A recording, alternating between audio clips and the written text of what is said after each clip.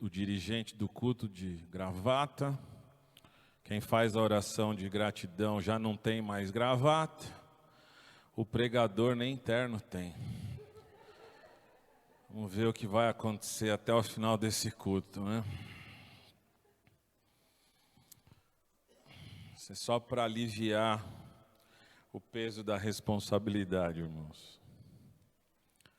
Vocês perceberam, desde o início do culto, para aqueles que estão atentos, que o tema deste culto está centralizado, está orbitando na pessoa de Jesus Cristo e no fato de que Ele é o Salvador que a humanidade necessita.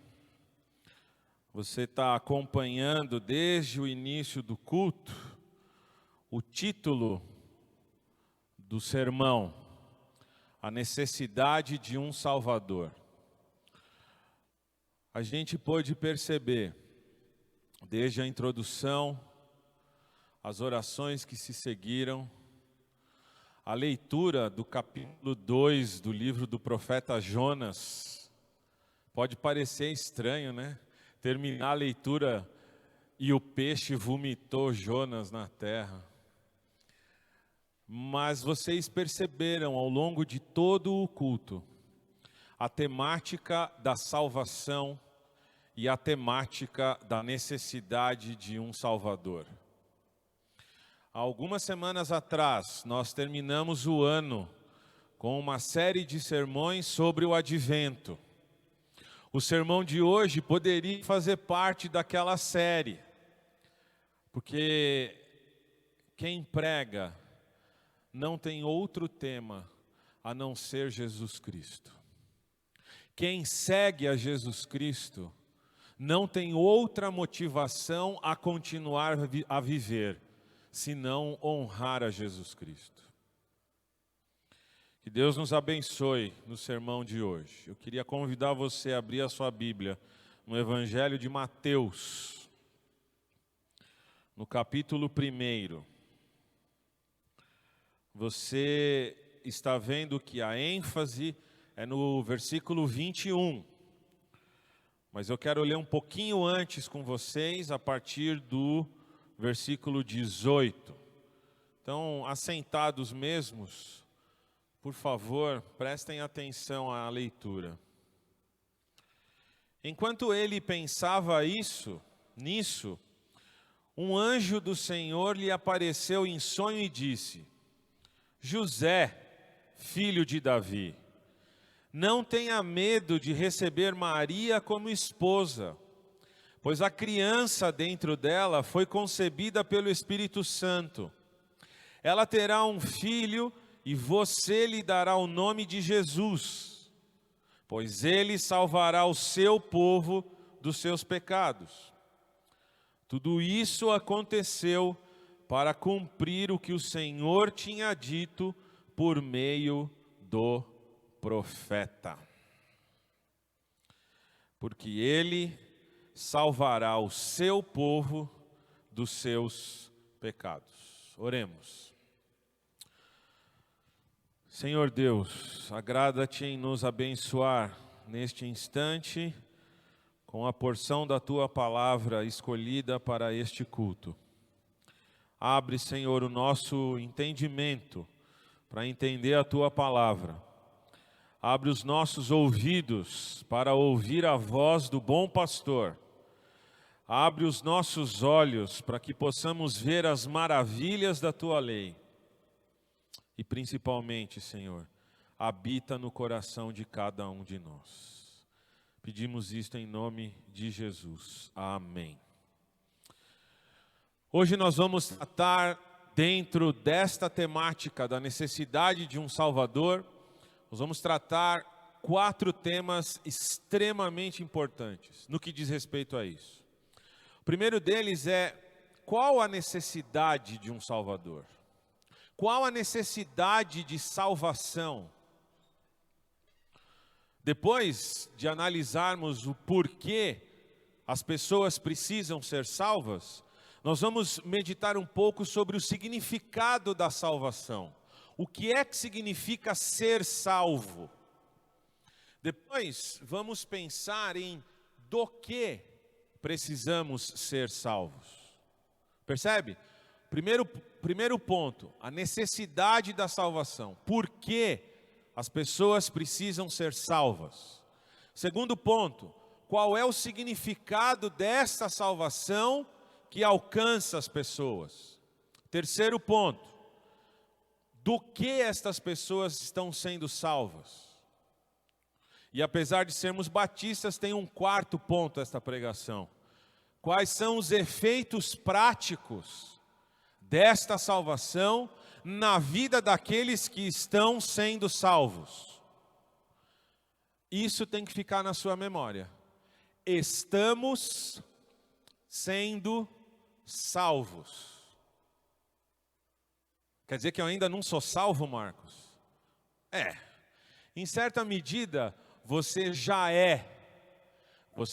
está salvo. Mas em certa medida também, nós estamos sendo salvos. E é isso que a gente vai pensar na manhã de hoje. Se o ser humano não tivesse pecado, se Adão e Eva não tivessem pecado,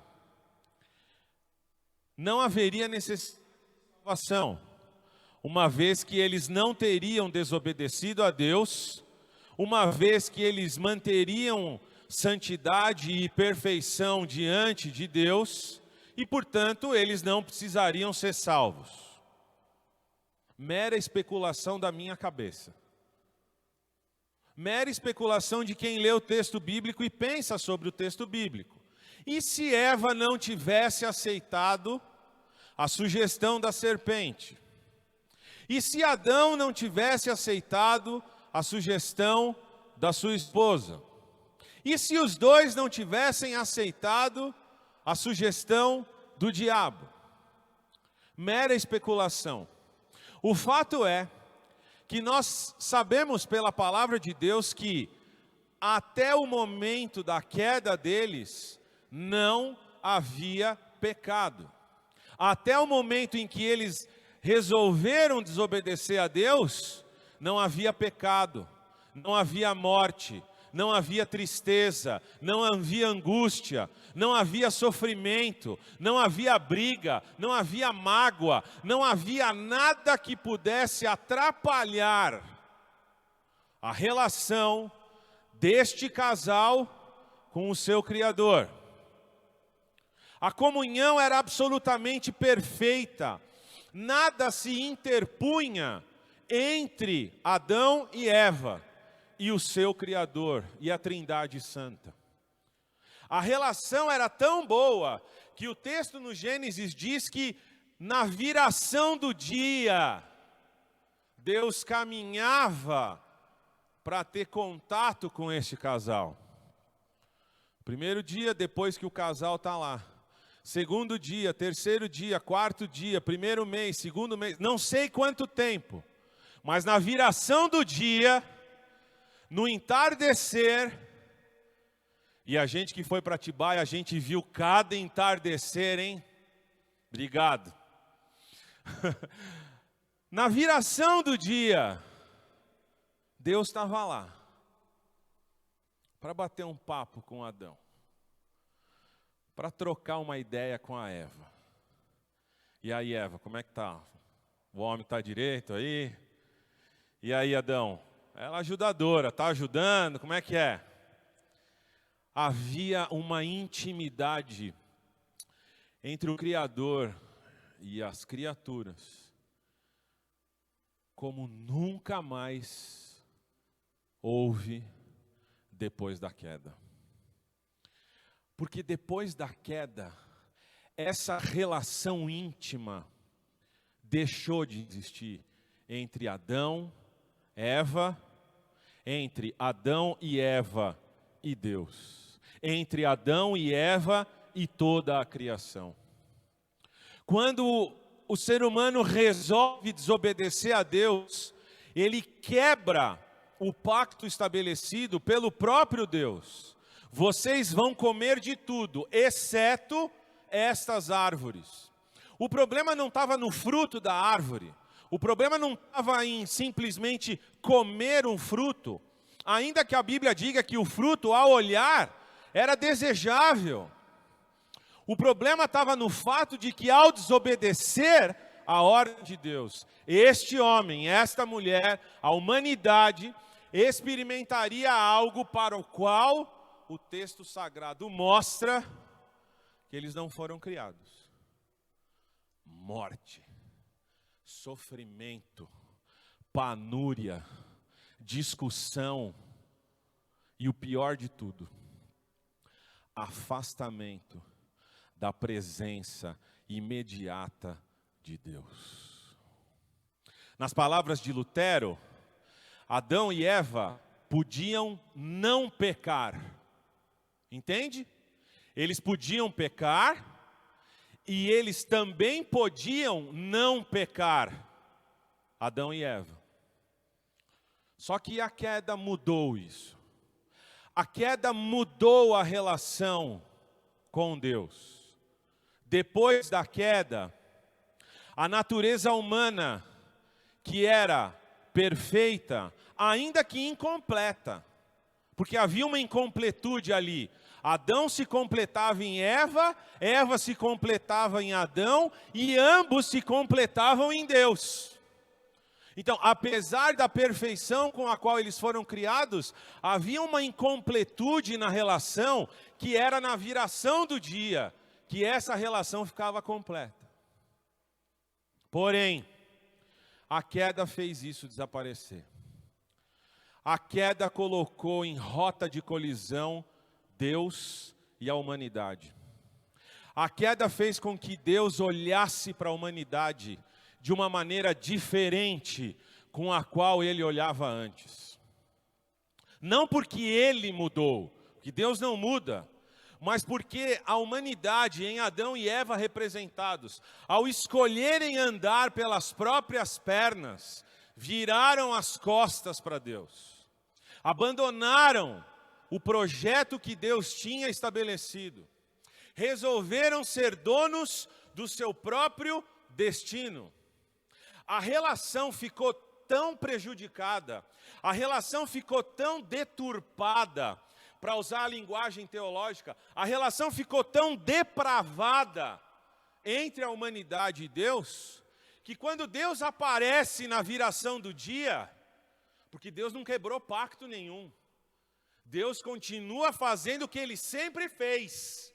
Ele aparece, Adão, onde você está? E aí vem a fatídica resposta: eu tive medo e me escondi. 24 horas atrás, aquele Deus de amor, para o qual Adão olhava e queria ficar ao lado dele, aquele Deus gracioso, com o qual Adão trocava informações, aquele Deus passou a ser olhado com medo. O Deus de amor agora se tornou um terror para Adão. O Deus de toda a graça se tornou agora objeto do qual eu tenho que me esconder, porque se ele me achar, eu não sei o que vai acontecer. Eu desobedeci. Percebe a mudança dessa relação? O Deus de amor passou a ser visto pela humanidade como um Deus iracundo. Deus continuou sendo o mesmo. O que mudou foi o homem. Portanto, a gente precisa pensar no que fez o homem mudar. A gente precisa pensar no que é esse pecado que fez com que a relação com Deus ficasse estremecida. O que é o pecado? Se na padaria a moça... Bem, hoje ninguém mais devolve troco, né? Tudo com cartão, mas... Vamos imaginar que nós estamos alguns anos atrás. Se na padaria a pessoa me dá uma moedinha a mais, eu percebo e boto no bolso sem falar nada, eu cometi um pecado. Se eu olhar para alguma coisa ou pessoa que não seja minha e desejar aquilo como se fosse meu, eu vou cometer pecado. Se eu, durante as minhas aulas, chegar para o meu aluno Josué e ficar perseguindo, pilhando, colocar ele em situações constrangedoras durante a aula, porque ele bagunça durante a minha aula, e já que eu tenho autoridade, eu vou fazer ele entender quem manda, eu vou estar pecando. Percebe? Coisas externas. Coisas que estão do lado de fora da gente. Roubar, matar, falar mentira, não adorar a Deus, não honrar o pai e a mãe, não ter um dia dedicado para Deus, usar o nome de Deus de maneira debochada, não adulterar dentro do casamento. Tudo isso é pecado externo. Se esses pecados externos são tão ruins, talvez uma boa educação resolva. Talvez um sistema de leis tão severo num país impeça que as pessoas roubem, impeça que as pessoas mintam, impeça que as pessoas sejam traiçoeiras. Talvez um sistema judiciário tão eficaz possa botar medo nas pessoas. Mas o desejo de passar a perna, o desejo de comer mais do que pode, o desejo de pegar aquilo que não é nosso, isso educação nenhuma controla. Judiciário nenhum controla aquela vontade que eu estou de acabar com aquele aluno que está bagunçando na minha aula. Percebe que quando a gente fala de pecado, existe essa dimensão externa das minhas ações, mas existe uma dimensão que está lá dentro do seu e do meu coração, que eu não tenho acesso, que o pastor da tua igreja não tem acesso, que o teu esposo, que a tua esposa não tem acesso. Se você ainda tem pais vivos, tem um lugar no seu coração que seus pais não têm acesso, e é nesse lugar que você maquina o mal. É nesse lugar que as coisas acontecem. Você já se olhou no espelho hoje? Provavelmente já, né? Eu queria colocar você na frente do espelho agora. Se você não se olhou no espelho, agora é o momento. Acompanha comigo. Como está escrito, não há justo, nenhum sequer. Não há quem entenda. Não há quem busque a Deus. Todos se desviaram e juntamente se tornaram inúteis. Não há quem faça o bem. Não há nenhum sequer. A garganta deles é sepulcro aberto. Com a língua enganam. Veneno de víbora está nos seus lábios. A boca eles a têm cheia de maldição e amargura. Os seus pés são velozes para derramar sangue. Nos seus caminhos há destruição e miséria. Eles não conhecem o caminho da paz. não há temor de Deus diante de seus olhos. Gostou? Eu e você. Eu e você. Certamente, a sua esposa não olha para você com a boca cheia de veneno. E eu espero que você não olhe para sua esposa da mesma maneira. Nem para sua sogra. Eu espero que você não tenha os pés ligeiros para assassinar. O Brasil também espera isso, porque se você fizer isso, aí você vai ter sérias consequências. O problema não é o fato do seu marido, da sua esposa, do seu pai, do seu tio, da sua mãe, ou você mesmo não se olhar dessa maneira. Essa maneira é como Deus nos enxerga. Aquele papo de que todo mundo é filho de Deus, não cai nessa. Não cai nessa. É dessa maneira que Deus olha para a humanidade. É por causa daquela coisa que está dentro do seu coração, chamada natureza pecaminosa. É por causa do pecado que habita em nós, é que Deus olha para nós desse jeito que nós lemos em Romanos capítulo 3.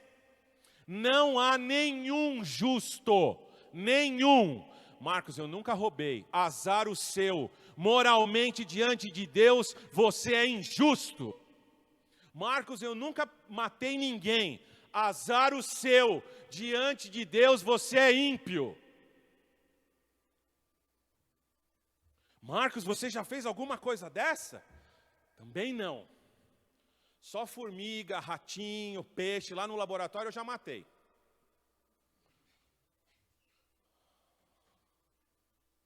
Mas eu sou péssimo diante de Deus. Eu não sirvo para Deus. Eu não presto para Deus. A humanidade não presta para Deus. A humanidade não serve para Deus. Por quê? Nos seus caminhos há destruição e miséria. Não há temor de Deus diante dos seus olhos. É este ser humano aqui, ó, que está tentando descobrir alguma coisa nesse mundo de Deus.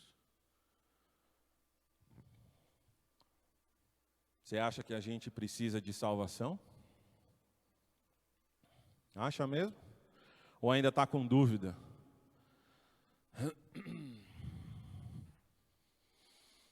Qualquer mal que se apresente na nossa vida é temporal e externo. Mas o pecado é interno. E não é vencido pelos médios, não é vencido pela educação, não é vencido pelo Estado, não é vencido pela família, não é vencido pelos amigos, não é vencido nem pelo seu próprio esforço. O pecado só pode ser vencido por quem está fora do tempo. O pecado só pode ser vencido por quem estabelece a realidade do mundo.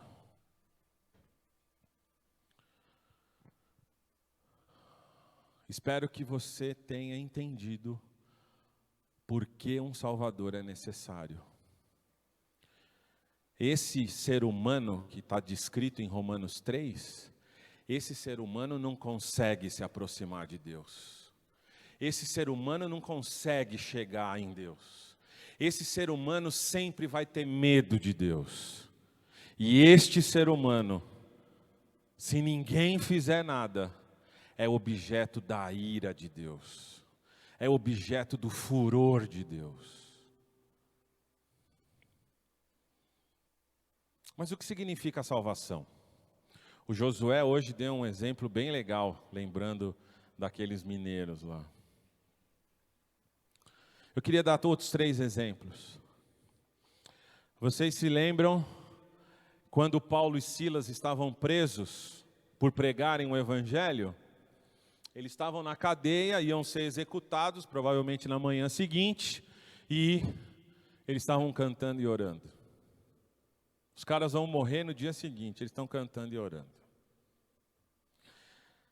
E estão orando também todos os outros seguidores de Jesus, na casa de Pedro, inclusive. Está vendo? A sogra dele estava orando. Inclusive porque Jesus tinha curado, né? Ela estava viva, estava orando. Então, quando você tem uma sogra, ame-a.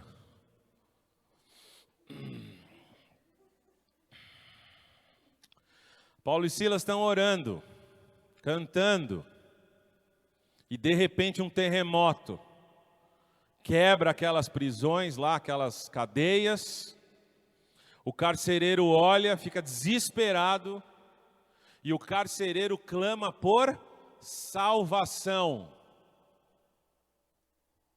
Por que ele está clamando por salvação? Porque ele sabia que se ele perdesse os prisioneiros, na manhã seguinte, como carcereiro que não cumpriu o que devia cumprir, ele sofreria a pena que os prisioneiros haveriam de sofrer. Portanto, se Paulo e Silas iam morrer, mas eles fugiram, quem morre agora é o carcereiro. E ele, naquela necessidade e angústia de se ver livre da morte, ele pede salvação.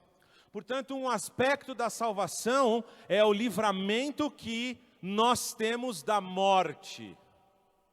Qual morte? Daqui a pouquinho a gente vai falar. Segundo exemplo, vocês lembram daquela mulher que tinha um fluxo de sangue há mais de 12 anos, sofrendo terrivelmente com uma doença. Ela sabe que Jesus está passando, a multidão ali em volta de Jesus, mas ela pensa, se eu encostar na roupa dele, eu vou ser curada. E ela, ao contrário do que aquela situação em que ela vivia determinava para ela, de afastamento das pessoas, de isolamento, etc., etc., ela chega e encosta em Jesus. Jesus então percebe que dele sai poder, e ele questiona os discípulos, quem me tocou? E aí os discípulos atônitos falam, mestre, está todo mundo te tocando, não percebeu? Não, de mim saiu o poder. E aí então, na conversa com aquela mulher, Jesus vira para ela e fala assim, você está curada, a tua fé te salvou. Portanto, um outro aspecto da salvação, a cura de alguma doença, nesse caso física. Terceiro, na crucificação, 2 ladrões, um a cada lado de Jesus. Um zomba, o outro conversa. Um agride, o outro adora. O que está agredindo, vira para Jesus e fala, desce da cruz, salvou a tantos, não consegue se salvar agora? Percebe outro exemplo do significado de salvação? Parar com o sofrimento que está tendo. Mas o que significa ser salvo? O texto de hoje, de Mateus capítulo 1, diz um aspecto mais importante da salvação que nos alcançou. Porque Ele salvará o seu povo dos pecados deles. O aspecto que hoje nós estamos pensando, irmãos, é o aspecto de que por causa do pecado eu preciso ser salvo. E eu preciso ser salvo do quê? Do que nós precisamos ser salvos? Acompanha comigo o texto de Romanos, capítulo 6. Portanto, não permitam que o pecado reine em seu corpo mortal, fazendo com que vocês obedeçam às suas paixões. Também não ofereçam os membros do corpo ao pecado, como instrumentos de injustiça, mas como pessoas que passaram da morte para a vida, ofereçam a si mesmos a Deus e ofereçam os seus membros a Deus, como instrumentos de justiça, porque o pecado não terá domínio sobre vocês, pois vocês não estão debaixo da lei, e sim debaixo da graça.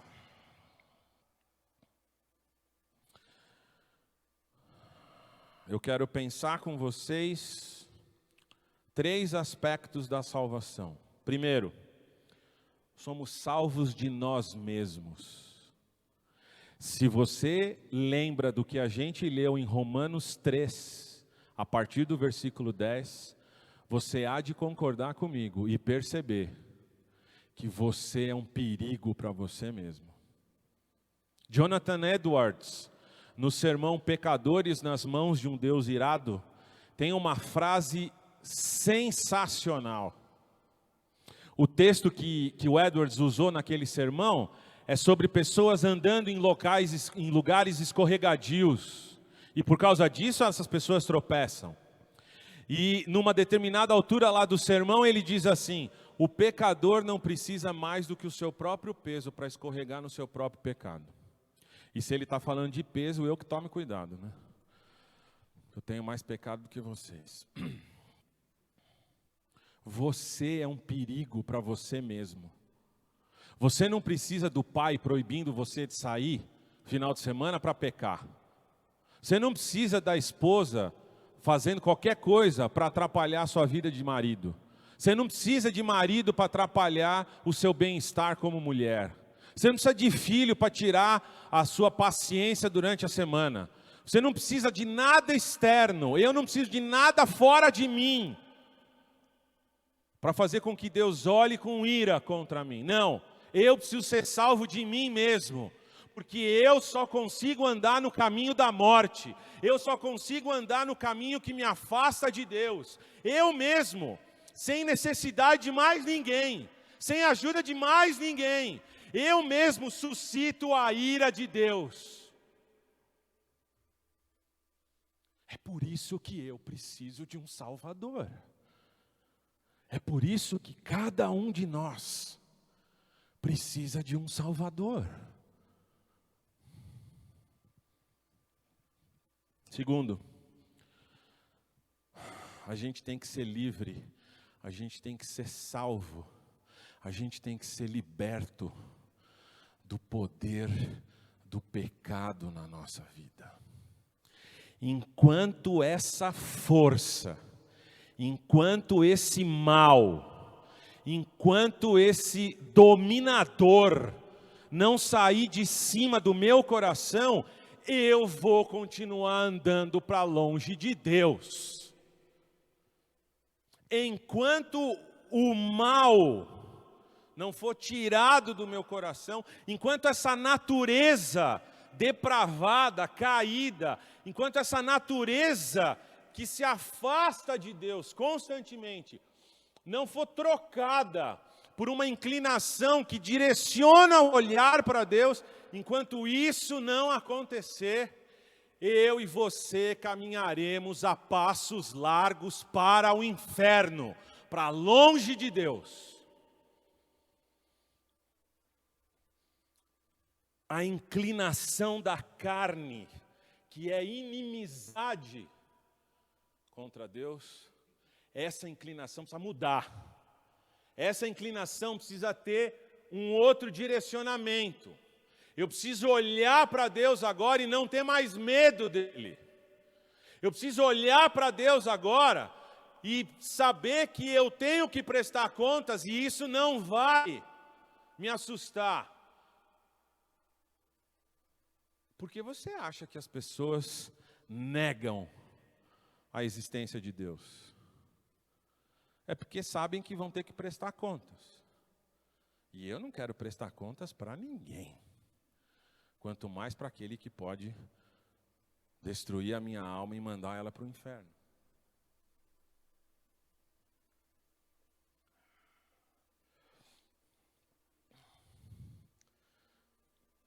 Olha isso aqui. Tiago, capítulo 1. A tentação vem de nossos próprios desejos. Olha aí, ó, olha como você é bom. Olha como você é legal. Que nos seduzem e nos arrastam. Esses desejos dão à luz o pecado. E quando o pecado se desenvolve plenamente, gera a morte. Não se enganem. Perdão, irmãos. Eu estou lendo uma outra tradução, perdão. Vamos fazer certo agora. Edita aí, Pedrão. Ao contrário. Obrigado, Márcio. Cada um é tentado pela sua própria cobiça, quando esta o atrai e seduz. Então a cobiça, depois de haver concebido, dá à luz o pecado. E o pecado, uma vez consumado, gera a morte. Não se enganem, meus amados irmãos. Eu não preciso mais do que eu mesmo para ser tentado pela minha cobiça, ser atraído e seduzido por ela. Eu não preciso mais do que a minha própria cobiça para conceber o pecado. E eu não preciso mais do que eu mesmo para consumar esse pecado. Você não precisa de mais nada. Mais nada.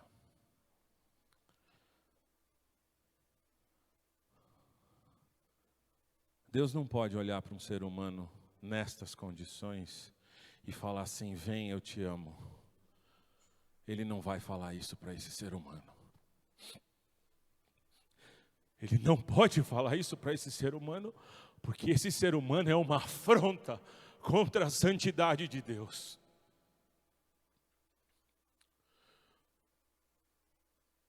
Deus não pode olhar para esse ser humano e falar assim: eu gosto de você. Porque esse ser humano é repugnante para os olhos de Deus. Mas o pior está por vir. Eu tenho que ser salvo de mim.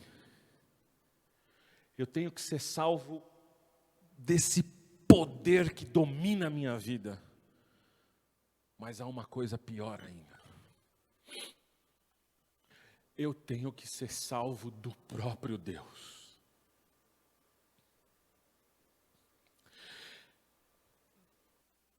Irmãos, se você não lembrar de nada do que eu estou falando, lembre desta frase que eu vou dizer agora. Deus não lida com o pecado da mesma maneira que eu e você lidamos. Em certa medida, a gente ama o pecado, porque a gente sempre busca ele.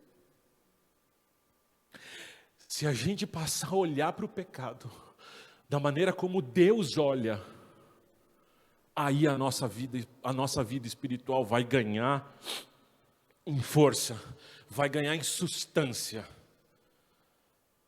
Vai chegar um dia, irmãos, que Deus vai punir o pecado.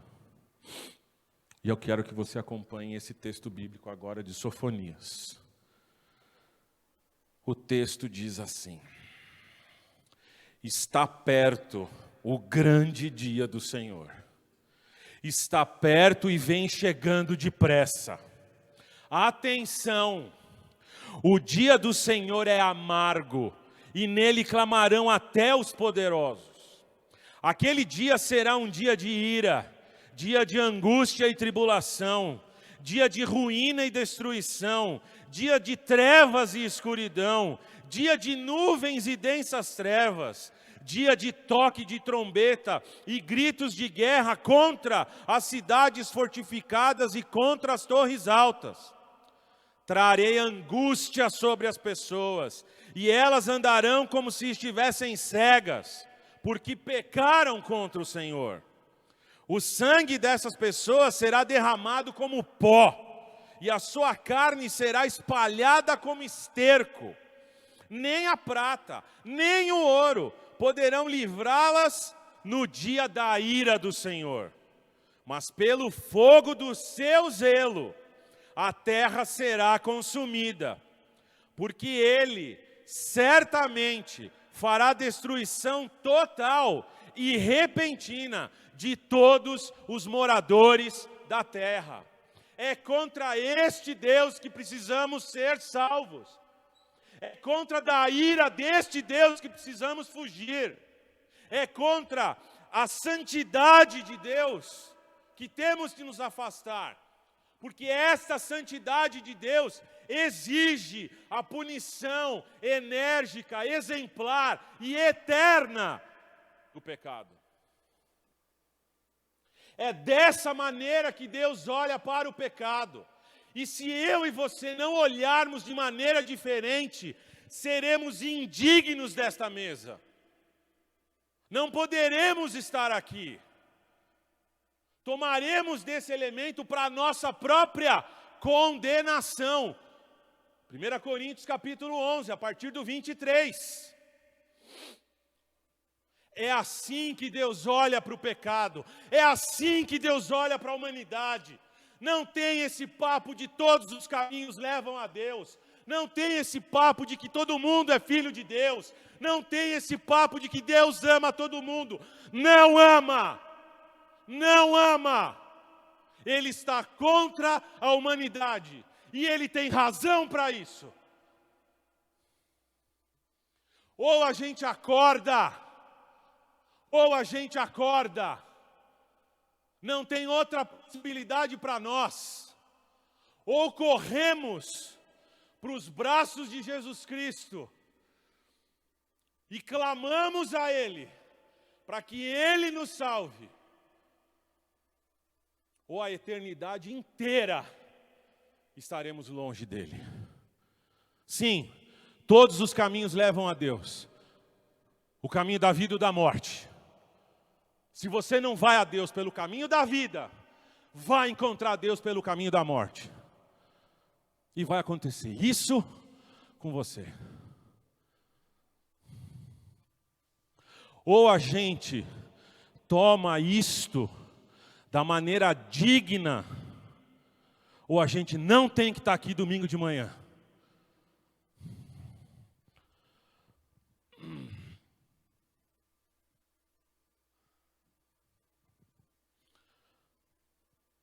Mas a vida cristã tem um mas.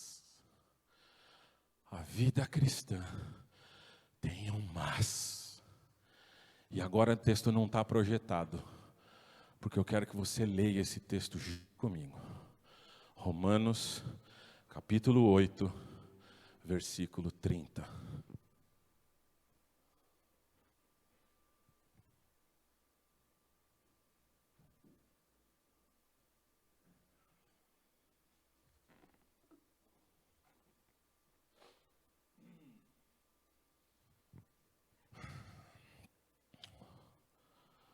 Aos que predestinou, a estes chamou. E aos que chamou, a estes justificou. E aos que justificou, a estes glorificou.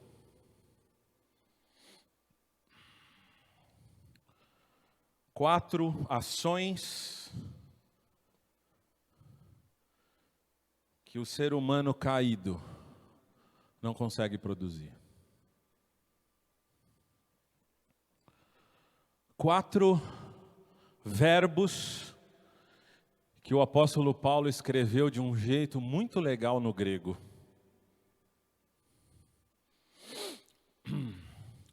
Quando a gente fala assim, né? O Mateus fala assim: o Benjamim nasceu. Em português precisa de um complemento, né? Nasceu, tá? Ontem, antes de ontem, 1 ano. Português, essa frase está incompleta. Mas da maneira como Paulo escreveu no grego, a coisa não está incompleta. Porque quando Paulo escreveu assim, Deus predestinou, ele usou um tempo verbal, um modo verbal, que significa que Deus predestinou no passado. A quem Ele predestinou no presente continua predestinado, e no futuro vai continuar sendo predestinado. Esse é o tempo verbal que Paulo usou. Então, quando Paulo escreveu que aqueles que foram predestinados foram chamados, significa que antes daqueles caras que foram chamados ali naquela hora, Deus já havia chamado no passado. Em algum momento eles ouviram a pregação do Evangelho, e pela pregação do Evangelho do apóstolo Paulo, eles foram chamados naquele momento, e continuarão sendo chamados por Deus na eternidade. Aqueles que foram justificados por Deus, foram justificados desde toda a eternidade. Mas no tempo presente, eu fui justificado quando eu entendi a graça de Deus e quando essa graça de Deus foi aplicada a mim. Mas o tempo verbal que Paulo usou significa que a partir desse momento que eu tomei consciência de que fui justificado, eu serei justificado por um período que não tem fim. Mas o mais importante de tudo, irmãos, é que o verbo glorificado, Paulo também escreveu do mesmo jeito. Ele ainda não estava glorificado, mas Paulo escreveu isso no tempo do verbo passado. Está líquido e certo. Eu não posso bater aqui. Está líquido e certo. Da mesma maneira que numa eternidade passada eu fui predestinado. Está líquido e certo que no meu tempo eu fui chamado e justificado. É líquido e certo que numa eternidade futura eu serei glorificado por Jesus Cristo. E como as três ações aconteceram, a quarta ação também acontece. Porque quem fez as três primeiras é Deus. E quem faz a última é Deus também. Portanto, aqueles que foram alcançados pela graça de Deus, são olhados por Deus como já glorificados em Cristo Jesus. Jesus já te alcançou? Ou você ainda está fugindo dele? Você acha que você consegue? Está tentando até agora. Vai tentar amanhã ainda? Tudo bem. Pode tentar. Seu coração não presta mesmo. Porque Jesus está te chamando agora. Jesus está te chamando já. Não é amanhã. Se hoje ouvirdes a voz de Deus, não endureçais o coração. Deus está mostrando o que tem que ser feito. Eis que te proponho a vida e a morte. E Deus não deixa o homem para escolher por causa do livre-arbítrio do homem. O inferno com livre-arbítrio. Deus fala, eis que te proponho a vida e a morte. E Deus fala, escolhe, pois, a vida. Deus sabe que se deixar por nossa conta, a gente não escolhe a vida. A gente sempre vai escolher a morte. Filipenses, capítulo 1. Versículos 6 ou 7. Aquele que começou, confirma para mim o que é. Aquele que começou, 6. Aquele que começou a boa obra em mim, é capaz de completá-la até o dia de Cristo o Senhor. Mas o versículo começa frase antes. Eu sei que aquele que começou a boa obra em mim. Será que você sabe se Jesus Cristo já começou a boa obra em você? Será que você sabe que essa obra já teve andamento? já teve começo. Pois se você sabe que essa obra já teve começo, você está pior do que os pecadores. Porque você está fugindo, sabendo de algo e de alguém, do qual você não vai escapar. Ou você vai ser alcançado no choro da alegria, ou você vai ser alcançado no choro da tristeza. O bom pastor fala: as ovelhas ouvem a minha voz, e elas me seguem. Você pode estar fugindo de Jesus. Você pode estar fugindo dele. Mas se você é ovelha, ele vai te chamar e você vai seguir ele. Fecha os teus olhos.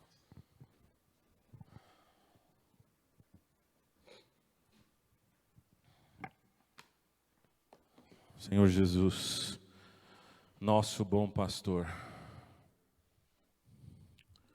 tem misericórdia das nossas vidas. Tem misericórdia das nossas vidas. Tem misericórdia das nossas vidas.